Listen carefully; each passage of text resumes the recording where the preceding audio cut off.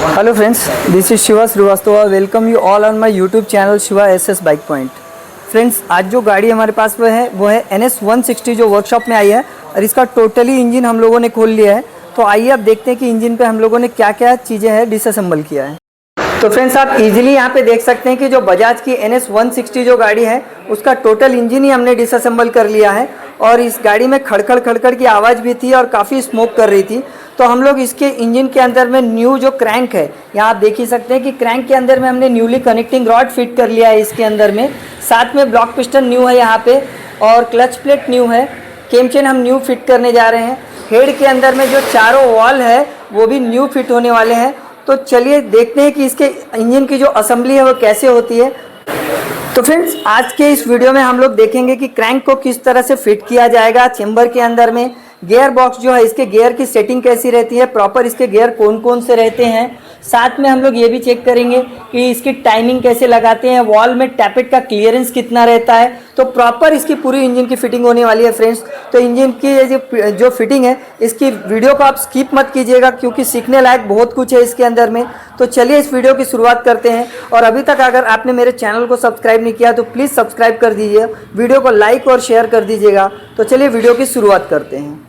तो friends, crankcase की शुरुआत करने से पहले ये जो चेंबर है इसके हर बेरिंग में और इसकी जो शीट्स पे हम लोगों ने ऑयल को अप्लाई कर लिया है। अब यहाँ पे ऑयल का जो पूरा काम है वो ख़त्म हो चुका है। तो फ्रेंड्स, चेंबर की शुरुआत जब स्टार्ट करते हैं तो सबसे पहले तो गियर बॉक्स से ही होगा। तो गियर आप देख सकते हैं कि मेरे हाथ में एक काउंटर शाफ्ट है और काउंटर शाफ्ट में कुछ गियर्स मिसिंग है। तो इस मिसिंग होने का कारण यह है कि आपको मुझे दिखाना था कि कौन कौन से गियर इसके अंदर में फिट हो जाते हैं। तो चलिए, इसमें से अब गिरने वाला कोई गियर नहीं है। यह काउंटर शाफ्ट जो चेन व्हील की तरफ निकल जाती है। तो इसके ऊपर का जो गियर है आप देख सकते हैं यहाँ 3 खुटियाँ हैं। ये 3 खुटी वाला पोर्शन सीधा अंदर की तरफ जाएगा गियर की तरफ में। ये कुछ इस तरह से मैचिंग हो गया। इसके बाद में एक कप वाला बुश है, आप यहाँ देख सकते हैं ये कप बुश है। तो इसका ये जो पोर्शन है ये वॉशर टाइप वाला, ये अंदर की तरफ जाएगा। बाद में इसके ऊपर में ये जो गियर है ये गियर लग जाएगा। ये जो अंदर गड्ढे वाला भाग है अंदर की तरफ जाएगा और जो प्लेन पोर्शन है ये ऊपर की तरफ आएगा। ये कुछ इस तरह। बाद में एकदम एंड में एक वॉशर है, आप देख सकते हैं ये वॉशर इसके अंदर में। अब ये काउंटर शाफ्ट पूरी तरह से कंप्लीट हो गया है फ्रेंड्स। तो फ्रेंड्स, काउंटर शाफ्ट हो जाने के बाद में आप देख रहे हैं यहाँ जो शो हो रहा है ये है मेन शाफ्ट जो कि क्लच बॉक्स की तरफ निकल जाती है। मेन शाफ्ट के अंदर में भी कुछ गियर्स मिसिंग है, यहाँ आप देख सकते हैं। इस मिसिंग गियर को मैं आपको समझा देता हूँ। सबसे पहले जो नीचे का जो पोर्शन है, क्योंकि ये ऊपर का क्लच का पोर्शन है तो जो नीचे साइड से पोर्शन है इसमें से ही कुछ गियर्स निकल जाते हैं। तो इसके ऊपर में सबसे पहले ये जो सिम है ये सिम पहले लगेगा यहाँ पे। ये सिम को यहाँ पे लगा लेते हैं। उसके बाद में आप एक देख सकते हैं यहाँ स्लॉट्स बने वाले हैं। ये गियर अंदर की तरफ जाएगा, ये स्लॉट्स वाला जो पोर्शन है वो अंदर की तरफ चले जाएगा। उसके बाद में ये गियर है छोटा सा। ये गियर पे कोई भी आप पोजीशन कर सकते हैं, इसको ऊपर या इसको नीचे भी कर सकते हैं, इसमें कोई प्रॉब्लम नहीं है। तो ये गियर को आप इजीली यहाँ पे रख लीजिए। और साथ में एंडिंग में जैसे आपने काउंटर शाफ्ट में देखा था एक वॉशर था, मेन शाफ्ट में भी नीचे की तरफ में एक वॉशर है। अब ये देख सकते हैं ये पूरी तरह से कंप्लीट हो चुका है। तो फ्रेंड्स, मैंने आपको मेन शाफ्ट और काउंटर शाफ्ट दोनों भी समझा दिया। अब आइए देख लेते हैं कि इसके गियर्स कौन कौन से हैं। तो आप देख रहे हैं ये जो गियर है लगा हुआ, आपकी व्हील की पोजीशन, चेन व्हील की पोजीशन ये है और मेन जो क्लच बॉक्स की पोजीशन ये है। फ्रेंड्स, आपको पता होगा कि मैं पूरी डिटेल में वीडियो बनाता हूँ, इसलिए वीडियो थोड़ी सी लंबी हो जाएगी, पर जानकारी के लिए बहुत सारी इसके वीडियो के अंदर में आपको मिल सकती है जानकारी। तो ठीक है, थोड़ी वीडियो अगर लंबी भी रही तो आप स्किप मत कीजिएगा क्योंकि इन्फॉर्मेशन बहुत सारा है इसके अंदर। तो फ्रेंड्स, ये जो गियर है फर्स्ट गियर ये है क्योंकि सबसे बड़ा गियर यही है, तो ये फर्स्ट गियर है। ये वाला सेकंड गियर है, उससे छोटा गियर। फिर ये देख रहे हैं आप, उससे छोटा गियर ये थर्ड गियर है। उसके बाद में ये जो गियर है यहाँ पे ये फोर्थ गियर है और ये जो है फिफ्थ गियर है। इसके अपोजिट में भी सेम गियर्स रहते हैं। फर्स्ट के अपोजिट में फर्स्ट गियर, सेकंड के अपोजिट में सेकंड गियर, थर्ड के अपोजिट में थर्ड गियर, फोर्थ के अपोजिट में फोर्थ गियर और लास्ट जो है फिफ्थ के अपोजिट में फिफ्थ गियर। तो ये गियर का कुछ इस तरह से प्रपोर्शन रहता है, first, second, third, fourth, fifth. मैंने आपको पाँचों समझा दिया। तो चलिए अब इसको फिट करके ले लेते हैं। तो फ्रेंड्स, ये गियर बॉक्स में गियर किस तरह से बैठते हैं इसको समझाने के लिए मैं आपको चेंबर थोड़ा करीब से पोजीशन जो है मैं थोड़ा सा पलटा लेता हूँ इसकी। ये पोजीशन एक्चुअली ऐसे कर लेता हूँ ताकि आपको यहाँ से जो है जो गियर का जो ड्रम है और नाल जो रहता है गियर फोक्स वो लगाते समय मैं दिखा सकूँ कि कैसे लगता है करके। तो चलिए मैं इसको गियर को पहले लगा लेता हूँ, फिर आपको समझाने की कोशिश करता हूँ। तो फ्रेंड्स, काउंटर शाफ्ट के अंदर में 2 बड़े जो है फोर्क्स लगेंगे। सबसे पहले ये जो बड़ा फोक्स आप देख रहे हैं जिसका नंबर कुछ है F7 टाइप का, ये जो है ये नीचे की तरफ जाएगा क्योंकि जो गियर है नीचे की तरफ बड़ा रहता है। तो ये जो बड़ा वाला गियर है, आपको जो बड़ा गियर नाल है फोक, वो नीचे की तरफ फिट करना है कुछ इस तरह से। फर्स्ट वन जो नीचे में डाउन साइड में हमने बड़ा डाला। अब उसके बाद आप देख सकते हैं F17 कुछ लिखा हुआ है। ये F17 को हमको ऊपर की तरफ में, ये जो पिन की साइड है, ये पिन की साइड में देख लेना है, ये कुछ यहाँ लग जाएगा, इस तरह से फिट हो जाएगा। फ्रेंड्स आप ये जो फोक देख रहे हैं जो काउंटर शॉप में ऊपर से टॉप पे लगेगा, इसमें लिखा वाला F70, ये लिखा वाला भाग भी ऊपर चाहिए। जैसे इसका लिखा वाला भाग ऊपर था, इसका भी लिखा वाला भाग हम लोग ऊपर अपवर्ड टाइप में रखेंगे, ऊपर की तरफ। ये ऊपर की तरफ रख दिया। यहाँ जो है मेन शाफ्ट में लिखा हुआ है JZP5। अब यही फ्रेंड्स ये जो JZP5 लिखा हुआ है, ये फोर्क, इसको लिखा वाला भाग ऊपर ना लगा के नीचे की तरफ लगाना है फ्रेंड्स। तो चलिए इसको पोजीशन कर देते हैं। ये जो न्यूट्रल की पोजीशन है, न्यूट्रल की तरफ देख के हम लोग लगाएंगे। यहाँ एक न्यूट्रल की पिन है, उससे हम लोग टच कर देंगे तो ये न्यूट्रल की पोजीशन आ गई है कुछ इस तरह से। साथ में सबसे नीचे वाला जो गियर था उसको हम लोग थोड़ा सा अपवर्ड ऊपर की तरफ अपलिफ्ट करेंगे और नीचे की जो ग्रू है उसके अंदर में गाले में लगा देंगे। तो फ्रेंड्स आप देख सकते हैं तो सबसे नीचे का जो फोर्क है वो इस जो सबसे नीचे वाला जो गाला था उसके अंदर में मैच हो गया है। अब उसके ऊपर का जो ये जो फोर्क है इसको थोड़ा सा अपलिफ्ट ऊपर की तरफ करेंगे, आप ऊपर की तरफ करेंगे तो इसमें भी बैठ जाएगा। रह गया साइड वाला जो मेन शाफ्ट का, इसको भी थोड़ा सा ऊपर आपको करना है कि जैसे ही आप थोड़ा सा ऊपर इसको करेंगे तो ये भी मैच हो जाएगा। फ्रेंड्स मैंने यहाँ की ब्राइटनेस पूरी बढ़ा के रखी है आप लोगों को बस समझाने के लिए। यहाँ लाइट ज़्यादा रखा है कि आपको प्रॉपर तरीके से समझ में आए। तो नीचे की नाल पहले गाले में लग गया, सेकंड जो फोर्क है उस ये जब सबसे ऊपर का जो है उस गाले में लग गया, और जो बीच वाला जो था वो बीच के गाले में लग गया। तो तीनों फोर्क अभी प्रॉपर वे में लग चुके हैं, आप देख सकते हैं। और अब जो है इसका जो फोर्क की ये जो पिन है जो यहाँ की है, एक नीचे भी इसके अंदर स्प्रिंग रहेगा और एक ऊपर भी। अगर ये स्प्रिंग गिर जाए तो आपको थोड़ा सा ग्रीस लगा के इसको अप्लाई करके डालना है ताकि ये स्प्रिंग ना गिरे। तो इसको धीरे से हम लोग जो है नीचे की तरफ में पुश कर देते हैं। ये देखिए इजीली लग चुका है। और अब जो है मेन शाफ्ट की ये जो पिन है इसको भी हम लोग इजीली लगा देंगे, बस धीरे से इसको नीचे की तरफ पुश करना है, दैट्स इट। ये दोनों पिन जो है अच्छी तरह से लग चुके हैं। तो आप देख ही सकते हैं कि यहाँ पे गियर भी प्रॉपर अभी घूम रहा है। इसका मतलब है कि हमारे गियर के तीनों जो नाल है, जो फोर्क्स है, वो अच्छी तरह से चेम्बर में और गियर के जो गियर्स में है वो अच्छी तरह से जो फोर्क्स है वो बैठ चुके हैं।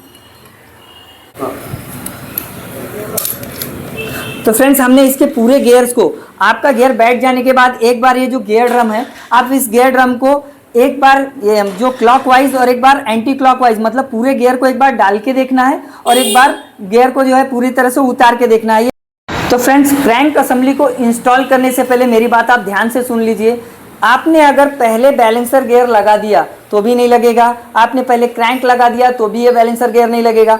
आपको करना ये है कि आपको एक तो ये दोनों को साथ में ही अंदर में इंस्टॉल करना है, या फिर आपको क्रैंक हल्का से यहाँ लगा देना। आप यहाँ देख सकते हैं कि मैंने पूरी तरह से क्रैंक को नहीं लगाया है, चेम्बर और क्रैंक के बीच में थोड़ा सा गैप है। और इसका ये जो कट वाला भाग है आपको ये एक साइड में इधर मैच करना है। क्रैंक और चेम्बर को आप देख रहे हैं यहाँ पे काफ़ी गैप है।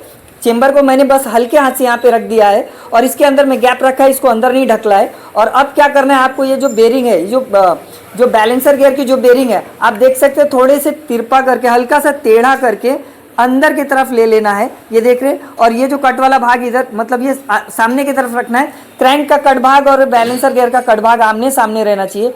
बेरिंग को मैंने अंदर से फंसा लिया है। अब दोनों को धीरे धीरे हम लोग है ना प्रेस करेंगे, तब ये इजीली बैठ जाएगा।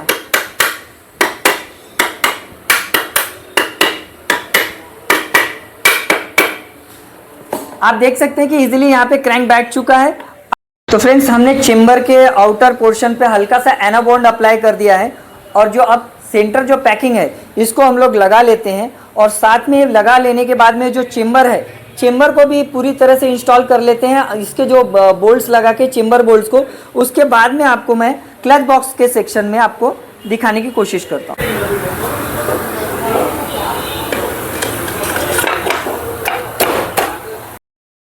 तो फ्रेंड्स सेंटर चेम्बर को हमने अच्छी तरह से लगा लिया है, पूरे बोल्ट्स को भी लगा लिया। जब हम सेंटर चेम्बर को लगा रहे थे तो हमको कम से कम जो चेम्बर है उसको फिट करने के लिए प्लास्टिक हैमर की ज़रूरत पड़ी, क्योंकि चेम्बर को ठोक ठोक के थोड़ा सा डालना पड़ता है, थोड़ा सा हल्का सा डिफिकल्टी जाती है। तो आपके पास ये प्लास्टिक हैमर होना बहुत ज़रूरी है, तब आप चेम्बर पे इसको पंच करके जो हल्का सा आप चेम्बर को ले सकते हैं। अगर आपने लोहे के हैमर से इसको मारने की कोशिश किया तो चेम्बर टूटने के चांसेस हो सकते हैं या फिर चेम्बर पे मार लग सकता है। तो चलिए अभी जो क्लच बॉक्स में है तो सब ये गियर स्टार हमने खोल लिया था। आपको खोलने की ज़रूरत नहीं है, मैंने खोल लिया था, पर आपको खोलने की ज़रूरत नहीं है जब आप इसको खोलेंगे तो चलिए अभी गियर स्टार भी मैंने लगा लिया। आप देखते हैं कि इसके गियर्स कैसे गिर रहे हैं। तो सबसे जो ये है मेन शाफ्ट को हम लोग घुमा के चेक करेंगे कि इसके गियर लग रहे कि नहीं। तो ये मेन शाफ्ट को हमने घुमाना चालू किया, ये फर्स्ट गियर लग गया, ये न्यूट्रल है, ये second gear, third gear, fourth gear और ये फिफ्थ गियर। पांचों गियर बहुत इजी गिर रहे हैं। अभी उतार लेते हैं गियर को। Fourth gear, third gear, second gear और ये न्यूट्रल। बहुत इजी तरीके से गियर फिट हो चुका है। तो फ्रेंड्स सबसे पहले हम इसका जो है टाइमिंग चेन अच्छी तरह से इसको लगा लेते हैं। यहाँ पे फर्स्ट हमारा जो काम हो गया वो गियर को हमने चेक किया। सेकंड जो है यहाँ पे टाइमिंग चेन को हम लगा ले रहे हैं, और साथ में यहाँ का जो गाइड है ये गाइड भी लगा लेते हैं। गाइड क्योंकि बिल्कुल अच्छी पोजीशन में है, अच्छी एकदम क्लियर है, कोई तकलीफ नहीं है गाइड में, इसीलिए हम पुराना ही गाइड इसको यूज़ कर रहे हैं। तो चलिए इसको टाइट कर लेते हैं। तो फ्रेंड्स टाइमिंग चेन लग जाने के बाद अब हमारे पास ये जो है यहाँ का बैलेंसर गियर है और साइड में उसको सपोर्ट करने के लिए जो गियर है वो वाला है गियर। अब आप चाहे तो पहले यहाँ का भी गियर लगा सकते हैं, आप चाहे तो इधर का भी लगा सकते हैं। इन दोनों में कोई ऐसा इशू नहीं है। आप दोनों गियर को बस आपस में ये जो मार्क है आप देख सकते हैं, ये जो मार्क है यहाँ पे मैच करना है, तो आप कोई भी गियर पहले लगा सकते हैं, लेकिन मेरे केस में मैं यहाँ का गियर पहले लगा रहा हूँ। तो फ्रेंड्स इसकी शुरुआत लगाने से पहले ये जो रेक्टेंगुलर शेप का ये जो चाबी है, ये चाबी को सबसे पहले हम लोग यहाँ पे लगा लेते हैं। तो फ्रेंड्स जो बैलेंसर साइड का गियर आता है वो आप देख सकते हैं, इसमें बहुत बड़ा उभरा हुआ एक पाइप सा बना हुआ है, ये पोजीशन अंदर की तरफ जाएगा। तो इसको हम लोग अंदर की तरफ पोजीशन कर लेते हैं, कुछ इसी तरह से अंदर ले लेते हैं। तो फ्रेंड्स हमने बैलेंसर गियर का गियर लगा लिया। अब जो साइड गियर है जो क्रैंक में जो फिट रहती है उसका ये जो पोजीशन है मार्क वाला ऊपर रखना है, मतलब ये प्लेन वाला पोजीशन नीचे की तरफ जाएगा। तो इसमें भी एक चाबी है, उस चाबी को हम लोग लगा लेते हैं, जो की रहती है, उसके बाद इसको फिट करते हैं। तो फ्रेंड्स ये गियर को लगाने से पहले इसके नीचे भी एक रेक्टेंगल शेप की ऐसी चाबी है, तो ये चाबी को हम लोग यहाँ फिट कर लेते हैं पहले। तो फ्रेंड्स हमने की लॉक को लगा लिया है यहाँ पे। अब जो गियर है इसको यहाँ पे इंस्टॉल कर लेते हैं ये जगह पे। तो फ्रेंड्स ये दोनों गियर को जो आमने सामने की मार्क है उस पर मैच कर लेना है और कुछ इजी तरीके से इसी तरह से सेट कर लेना है। तो फ्रेंड्स यहाँ के दोनों गियर लग जाने के बाद में अब ये जो छोटा गियर है इसको उसी जो एक ही जो है चाबी के अंदर ये दोनों गियर्स लगते हैं, तो आइए इसको फिट कर लेते हैं। फ्रेंड्स यहाँ पे गियर फिट हो जाने के बाद में ये वॉशर को डाल लेना है। साथ में ये जो नट है जिसके ऊपर लाइनिंग नहीं है वो नट यहाँ पे लग जाएगा और ये क्लॉकवाइज बिल्कुल टाइट हो जाएगा यहाँ पे। तो फ्रेंड्स नट को लगा देने के बाद में बीच में हमने एक स्टॉपर गियर स्टॉपर लगाया है और अब चलिए नट को टाइट कर लेते हैं। 12 नंबर बोल्ट टाइट हो जाने के बाद में अभी जो क्रैंक साइड का जो नट है उसको टाइट कर लेते हैं।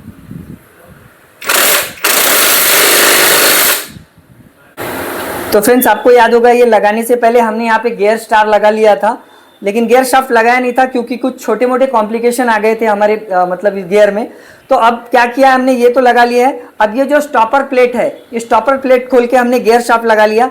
आपके केस में आप पहले जब ये लगाते हैं तभी आप ये गियर शाफ्ट लगा लीजिए, पर हमारे केस में थोड़ी सी प्रॉब्लम थी इसलिए हमने पूरा चेक किया। अब ये स्टॉपर जो है उसको खोल के हम लोग गियर शाफ्ट लगा ले रहे हैं। तो फ्रेंड्स चलिए अभी किक को अच्छी तरह से इसके चेम्बर में इंस्टॉल कर लेते हैं।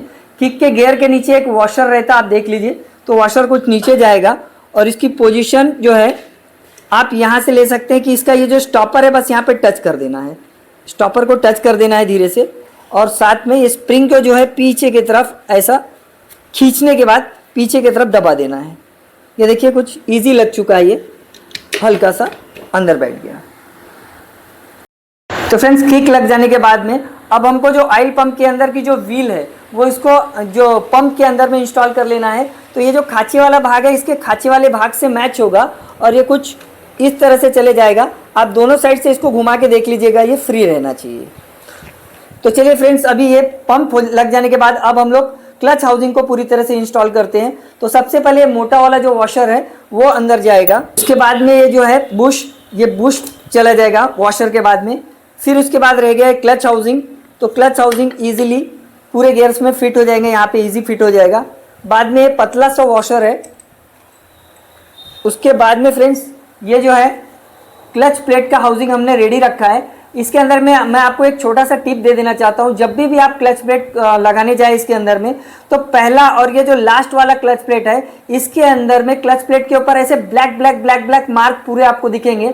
तो लास्ट में वो ब्लैक मार्क वाला भी एक रखना है और सामने भी एक ब्लैक ब्लैक डॉट वाला मार्क जो है रखना है। बीच में आप देखेंगे तो उसमें ब्लैक मार्क वाला नहीं मिलेगा, मतलब आगे और पीछे ब्लैक डॉट मार्क्स वाले रखने हैं क्लच प्लेट, और बीच में प्लेन वाले क्लच प्लेट्स रखना है। उससे आपका क्लच प्लेट ज़्यादा सर्वाइव करेगा और ज़्यादा दिन चलेगा।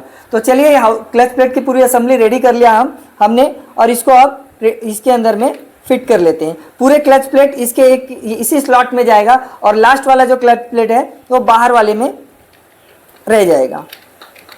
देख सकते हैं पूरे क्लच प्लेट यहाँ पे बैठ गए और लास्ट वाला जो क्लच प्लेट है इस स्लॉट के अंदर में बैठा है। क्लच की असेंबली पूरी तरह से फिट हो जाने के बाद में एक वॉशर लगाना है, और आप देख रहे हैं कि यहाँ पे एक जो नट है, वो नट जो है एक्चुअली इसके अंदर में एक लाइनिंग बना हुआ है। ये लाइनिंग वाला जो नट रहता है वो क्लच के हाउसिंग की तरफ आता है। ये उल्टे चूड़ी का नट रहता है, और ये जो है इसके अंदर कोई लाइनिंग नहीं बना रहता है, ये सीधे चूड़ी का नट रहता है। तो चलिए जो लाइनिंग बना वाला नट है इसको उल्टी दिशा में, मतलब घड़ी की उल्टी दिशा में इसको फिट करना है। टाइट कर लेते हैं इसको यहाँ पे।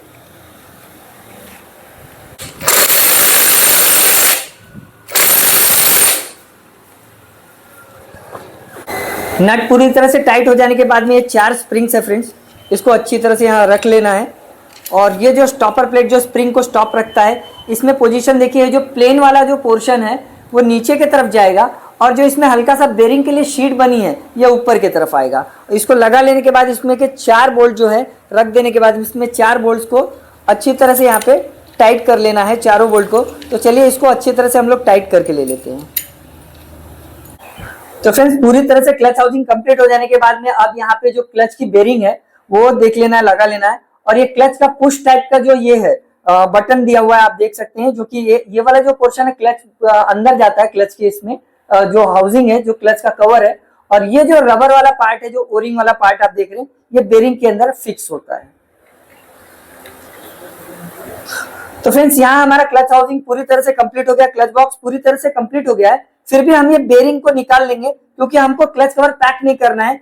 केम चेन वाले किस्से में कई बार केम चेन नीचे की तरफ निकल जाता है तो बार बार क्लच कवर खुलना पड़ जाता है, इसलिए हम क्लच कवर नहीं पैक करेंगे। और बाकी का पोर्शन हम लोग अब स्टार्ट कर देते हैं, मैग्नेट साइड और ब्लॉक और हेड साइड का।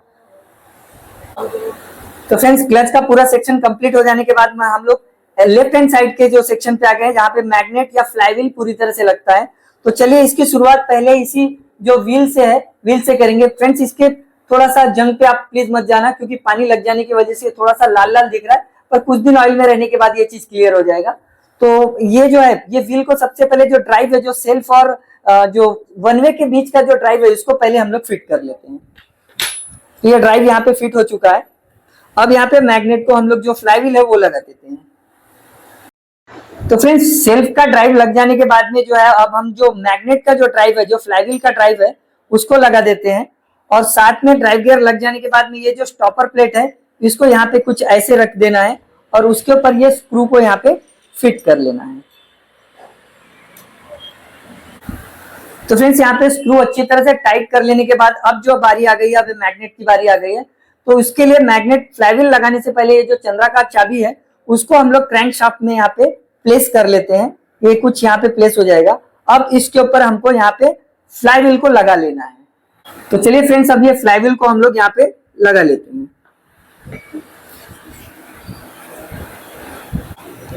तो फ्रेंड्स अच्छी तरह से फ्लाईव्हील लग जाने के बाद में अब ये वॉशर है, वॉशर को लगा लेना है और ये 19 नंबर का जो नट है इसको यहाँ पे टाइट कर लेना है। तो फ्रेंड्स फ्लाईव्हील को अच्छी तरह से हमने यहाँ पे टाइट कर लिया है। अब जो ये आप देख रहे हैं एक प्रकार की बुश है, जिसमें स्टील वाला जो बड़ा सा उभरा वाला भाग जो है, जो मोटा वाला भाग है, वो अंदर की तरफ जाएगा और जो ऐसा शेप होके पतला वाला भाग है वो काला वाला वो बाहर की तरफ रहेगा। तो स्टील वाले भाग को हम लोग अंदर की तरफ रख देंगे, ब्लैक भाग को बाहर की तरफ। यहाँ हमने फ्लाईव्हील का भी पूरा मैग्नेट साइड का पूरा वर्क कंप्लीट कर लिया है, पर कवर लगा नहीं रहे क्योंकि हमको पहले टैनिंग लगाना है, उसके बाद ही हम लोग क्लच कवर और मैग्नेट कवर को पैक करेंगे। तो फ्रेंड्स फ्लाईव्हील कंप्लीट हो जाने के बाद में अब हमको लगाना है यहाँ पे block piston. Block piston install करने से पहले मैं आपको यहाँ की जो कंपनी की जो ओरिजिनल पिस्टन रिंग कैसे रखते हैं वो इंस्टॉलेशन का मैं मेथड बता देता हूँ।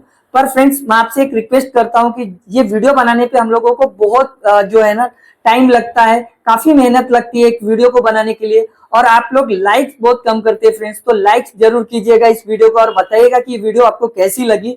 और साथ में फ्रेंड्स अगर आपने मेरे चैनल को अभी तक सब्सक्राइब नहीं किया तो प्लीज सब्सक्राइब कर दें और नोटिफिकेशन के जो आइकॉन है उसको दबा के बेल को नोटिफिकेशन को ऑल कर लीजिए। और शेयर, अगर आपको अच्छा लगता है ये वीडियो तो आप शेयर करना बिल्कुल ना भूलिएगा। तो फ्रेंड्स चलिए मैं आपको पिस्टन का जो ओरिजिनल जो कंपनी की जो सेटिंग है, जो कंपनी जो अपना सर्विस मैनुअल में मेंशन करती है वो मैं आपको बता देता हूँ। तो फ्रेंड्स ये है वो कंपनी की सेटिंग जिसकी मैं बात कर रहा था। आप यहाँ पे देख लीजिए, पिस्टन रिंग तो सभी लोग लगा लेते हैं, पर पिस्टन रिंग की पोजीशन क्या रखना कंपनी के हिसाब से वो मैं आपको अभी बता रहा हूँ, तो आप उस पर ध्यान रखिए। जब भी हम लोग जो जिगजैग वाली स्पेसर रिंग या एक्सपेंडर रिंग जो पतली वाली जो ऐसी रेल वाली रिंग लगती है वो लगाना है, तो आपको यहाँ मैंने बना लिया। देखिए इनलेट मतलब ये साइलेंसर, सॉरी जो कार्बोरेटर वाला भाग है इनलेट वाला, और एग्जॉस्ट मतलब ये साइलेंसर वाला भाग है। इसका आप मार्क भी देखेंगे तो यहाँ जो वॉल पे जो छोटे छोटे वॉल के मार्क है मतलब ये साइलेंसर वाला है, और ये जो वॉल के मार्क है बड़े बड़े है मतलब ये कार्बोरेटर वाला है। तो हमने यहाँ पे कार्बोरेटर वाले को इन लिखा है आपको समझाने के लिए, और यहाँ जो है EX लिखा है आपको समझाने के लिए। तो फ्रेंड्स यहाँ जब हम पहली रिंग जो M वाली रिंग बिठाते हैं जो स्पेसर रिंग, वो इनलेट पे मतलब कि जो कार्बोरेटर साइड में बीचों बीच से थोड़ा साइड में आप रख ले, मतलब M रिंग को यहाँ रखना है। उसके बाद में ऑयल रिंग 1 जो है आप इधर या उधर भी रख सकते हैं। ऑयल रिंग 1 जो है वो बीचों बीच से एक साइड में यहाँ रखना है, और ऑयल रिंग 2 जो है वो बीच से इस साइड में रखना है, ठीक है। उसके बाद जो सेकेंड कॉम्प्रेशन रिंग है वो सेंटर में बिल्कुल जो कार्बोरेटर वाला भाग है इंटेक का उसके बीचों बीच में रखना। आप देख सकते हैं बिल्कुल बीचों बीच में है, ये जो जगह है ये बीचों बीच में है इंटेक का सेकेंड वाला। और जो फर्स्ट जो सबसे ऊपर वाली रिंग है उसको साइलेंसर के तरफ में बीचों बीच में आप देख रहे हैं यहाँ पे भी जो इसका है, ये जो मुंह है, ये जो खुला हुआ है मुंह, ये बीचों बीच में सेंटर में बिल्कुल एग्जॉस्ट के तरफ रखना है। इस तरह का कुछ रिंग जो है कंपनी खुद अपने सर्विस मैनुअल में मेंशन करती है, तो आप देख सकते हैं इसको और इसका एक स्क्रीनशॉट लेके रख सकते हैं आप। तो चलिए फ्रेंड्स इसको हम अच्छी तरह से ऑयलिंग करने के बाद में ब्लॉक में इंस्टॉल कर लेते हैं। और ब्लॉक में इंस्टॉल करने के बाद में मैं एक और आपको अच्छी सी टिप देता हूं, ये इसको पहले इंस्टॉल कर लेते हैं। तो फ्रेंड्स आपने देखा होगा कि आपके चेम्बर में आप पहले से बजाज की जो गाड़ियों में देखते आए होंगे कि ये वाला जो है कॉपर का या पीतल का, सॉरी ये जो पीतल टाइप का जो ये दिया रहता है एक पाइप, ये एक्चुअली रहता है ऑयल जेट स्प्रे। यहाँ से जो है ना जेट जो ऑयल रहता है प्रेशर से वो जो है पिस्टन के ऊपर में जाता है, ताकि पिस्टन को अच्छे से लुब्रिकेशन मिल सके और पिस्टन काफी दिनों तक सर्वाइव कर सके, काफी किलोमीटर चल सके। और फ्रेंड्स इसको जो है अब ब्लॉक में आपने देखा होगा कि यहाँ पे कट मार्क भी है, तो एक्चुअली कट मार्क इसी पोजीशन पे जो है ना प्लेस होता है, इसके वजह से यहाँ पे हल्का सा कट मार्क दिया रहता है।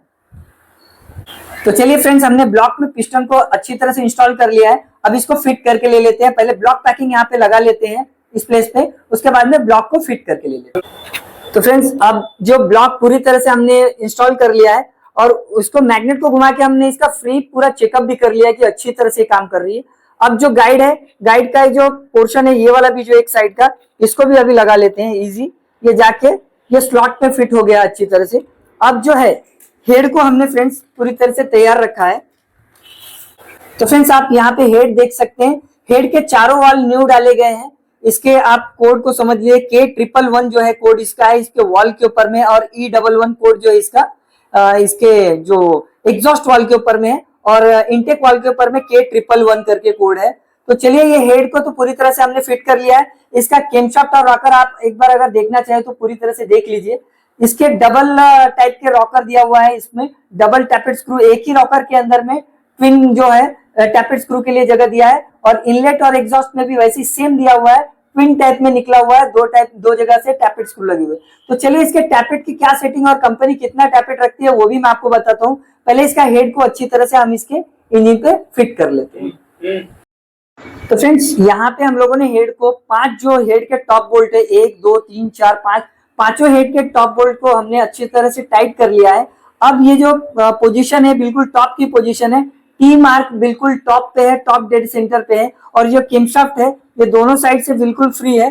तो चलिए अब इसकी टाइमिंग जो है, ये जो टी आपको दिख रहा है ये बिल्कुल ऊपर रखना है, ये लाइनिंग आपको दिख रहा होगा, ये मार्क जो दिख रहा है, ये मार्क के पास में आपको ये टी मार्क मैच करना है।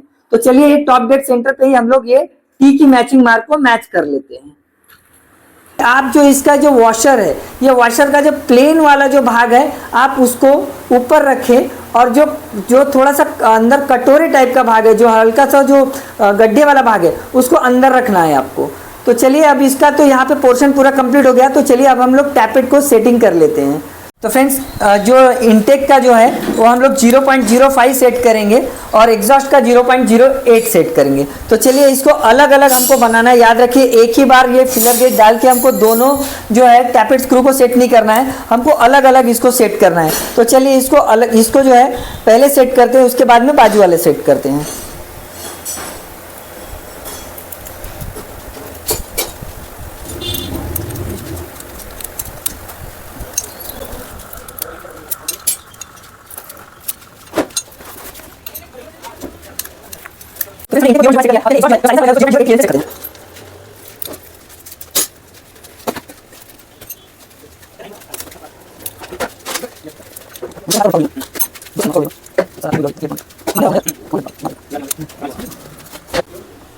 तो फ्रेंड्स हमने टैपेट को बिल्कुल कंपनी वाइज सेट कर लिया है।